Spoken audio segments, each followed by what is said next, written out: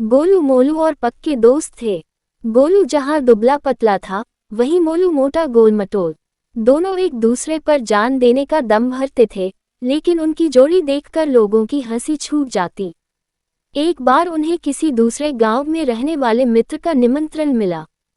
उसने उन्हें अपनी बहन के विवाह के अवसर पर बुलाया था।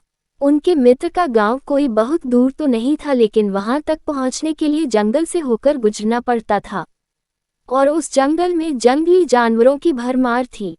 दोनों चल दिए। जब वे जंगल से होकर गुजर रहे थे तो उन्हें सामने से एक भालू आता दिखा। उसे देखकर दोनों भय से थर-थर कांपने लगे। तभी दुबला पतला गोलू तेजी से दौड़कर एक पेड़ पर जा चढ़ा, लेकिन मोटा होने के कारण मोलू उतना तेज नहीं दौड़ सकता था। उधर भालू भी निकट आ चुका था, फिर भी मोलू ने साहस नहीं खोया। उसने सुन रखा था कि भालू मृत शरीर को नहीं खाते। वह तुरंत जमीन पर लेट गए और सांस रोक ली। ऐसा अभिनय किया कि मानो शरीर में प्राण है ही नहीं। भालू घुरघुराता हुआ मोलू के पास आया, उसके चेहरे व शरीर को सूंघा और उसे मृत समझकर आगे बढ़ गया। जब भालू काफी दूर निकल गया तो गोलू पेड़ से उतरकर मोलू के निकट आया और बोला, मित्र, मैंने देखा था।